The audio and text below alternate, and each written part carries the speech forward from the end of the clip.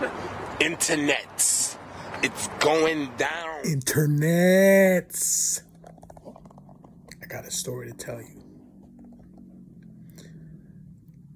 The year is 1988. Springtime. Say April, May. Thursday night. Had this party at the old Studio 54 nightclub. It was like for like college kids or what have you. It was like a post-spring break kind of Greek. It was right around the time of spring break. So it was some kind of Greek frat, whatever, blah, blah, blah. It was a college party. And it was going to be crazy lit. It's going to be just fire up in there. Had to go. Had to get up in there. So I decided I was going to take my mom's car. And so it's about 10 o'clock. And, my folks are both in. They're in for the night. And I go to where, like, my mom's car keys are usually on this console by the front door.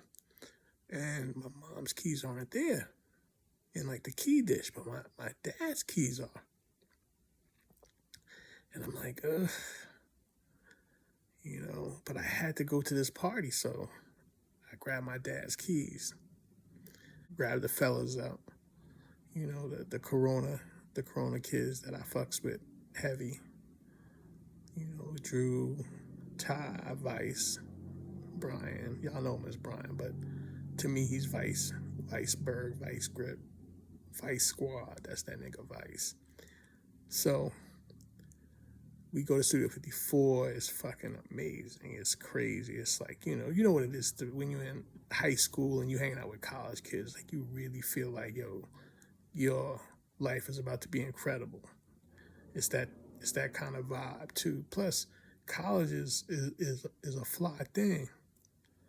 I would say KRS-One and Public Enemy and I guess the music artists at that time made college seemed like that shit was gonna be like we was about to take over the fucking planet. So being around college kids and that energy was the biggest vibe. Amazing party. Y'all remember that Studio 54 Thursday night joint? If y'all remember that from 88, holla. So the night is over, drive back home, go back to the neighborhood, parking, driving up the block. The whole neighborhood is blacked out, dark, lights out. But as we roll up the block to the apartment that I live in, the only lights on is the lights to my parents' crib. The living room lights is on. Like, the whole neighbor's blacked out, but the living room lights is on. So all the shit we was talking in the car, we all got fucking silent. We all got church mouth silent, man. And I came up the block and I was like, fuck. And I'm trying to remember if I even parked the car in the same spot. Like, I probably didn't even park the car in the same spot because the lights was on. The jig was up, right?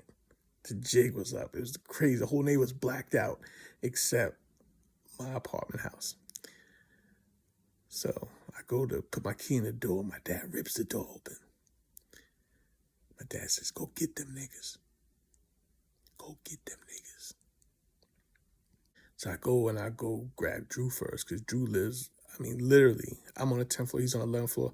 Same unit, he's right above me. So I go grab Drew. Then we go down and we go get Vice and banging on Vice's door 4 in the morning, whenever Vice is acting like he's asleep. Like, Vice, we just got back home, man. Stop fucking acting like you sleep. My father said, y'all niggas gotta come up here. And I wanted niggas to come because, what if my dad fucking kill me?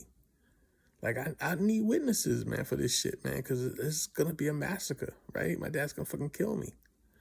Took his car, man. And his car was a company car, too, so crazy. So we get inside, and my dad was like, you couldn't take your mother's car? And I said to him, I was looking for my muskie. He said, shut the fuck up! Shut the fuck up! Yo. Okay, so it was clear, like, I was to shut the fuck up. And then he was like, you couldn't get on the subway? And then something in my head said, not to say what was on my mind, which was, Dad, you want me taking the subway this time of night? But yo, I didn't say it. Okay, I didn't say it because my dad would have decapitated me. He'd have put my head back on, but he would have fucking taken that shit off. I just fucking kept quiet. And my dad was like, you took my car, the company car. What had really burned my dad's bridges was he had parked the car, but he was going to go down and move it all on the side of the street, park and smoke a cigarette. And, I didn't know that he had that in his plans. So he goes down to repark the car for all on the side, and the joint is gone. So he's like, oh shit, my car got stolen. And he's like, that's why I couldn't find the keys, because I left them in the car and the car got stolen. He goes upstairs and he calls 911 and gets a sergeant on the phone, and the sergeant asks him, says, okay, you want to report this car stolen? It's coming down. He says, do you have any children, sir? And my father's like, yes, I have 2 sons. And he said, yes, how old are the ages? And he says, one is 9 and the other is 17. And the officer asked him and said, sir, do you know where your children are? And my dad was like, wait a minute. Did this nigga take my car? Is what he's saying in his head, of course, right? But not to the officer. But so the officer then says to my dad, do you want to continue with this stolen car report, or do you want to call me back like a little bit later, maybe? My dad said, thank you, officer.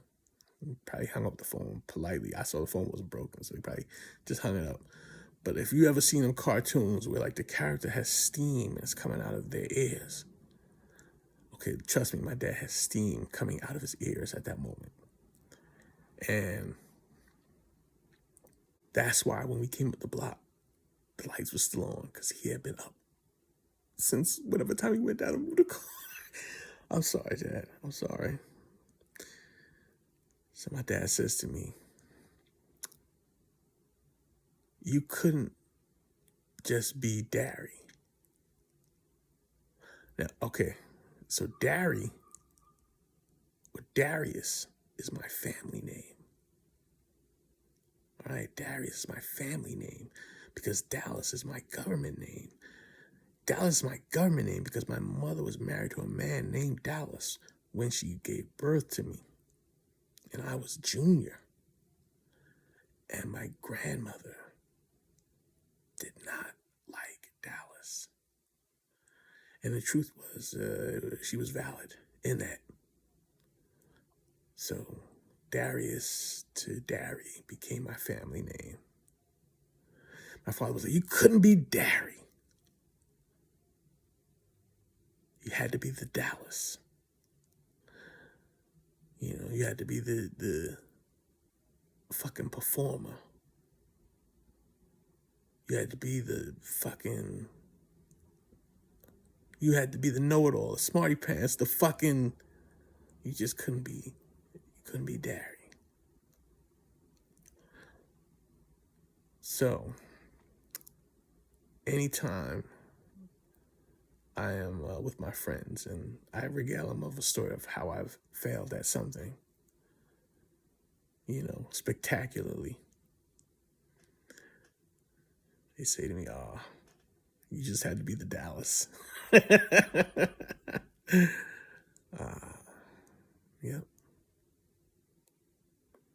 Yes. Yep. Thank you, Mr. Penn. Yeah. Sometimes I just had to be the Dallas, though.